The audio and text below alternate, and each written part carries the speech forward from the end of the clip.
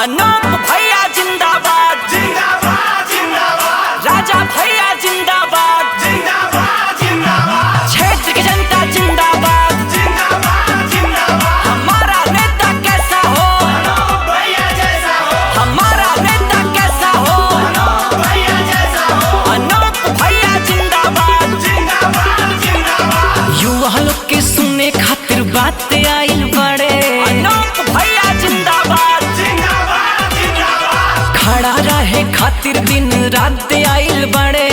माथ बनावाई जोड़ी हाथ आइल बड़े करी जा बिचारा पंदी सब प्यार लड़े खातिर अनूप भैया अब की बार आइल बड़े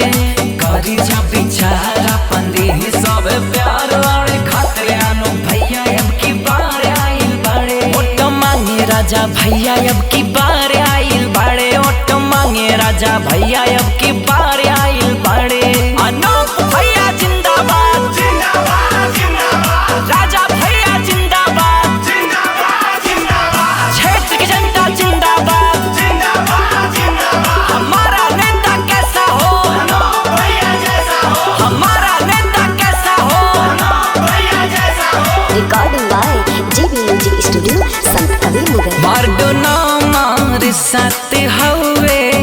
बेलवा सिंगार बाटे गौवा हो रौरे खातिर लड़ी है भैया आप सब ही के बन के बेटवा हो आप सबके बेटा अब करी पहरेदारी दुख हो या सुख हो हमें रही भागीदारी लेवे घरे घरे आशीर्वाद आइल बड़े आप सबके रखे खातिर बात आइल बड़े करी जा बिचारा पंदी सब प्यार लड़े खातिर अनूप भैया अब की बार आइल बड़े करी जा बिचारा पंदी सब प्यार लड़े खातिर अनूप भैया अब की बार आइल बड़े वोट मांगे राजा भैया अब की बार आइल बड़े वोट मांगे राजा भैया अब की बार आइल बड़े अनूप भैया जिंदाबाद जिंदाबाद जिंदाबाद राजा भैया जिंदाबाद जिंदाबाद जिंदाबाद क्षेत्र की जनता जिंदाबाद जिंदाबाद जिंदाबाद हमारा नेता कैसा हो अनूप भैया जैसा हो हमारा नेता कैसा हो अनूप भैया जैसा हो Recording by JB Music Studio, Sant Kabir Nagar. सुन चाची हमार काकी गैल बबुआ तायचरा ओढ़ा दिया हमार भैया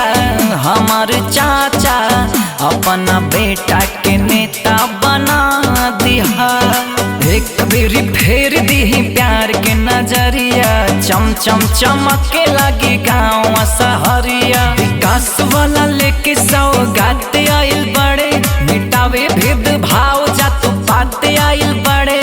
करी जा बिचारा पंदी सब प्यार लड़े खातिर राजा भैया अब की बार आइल बड़े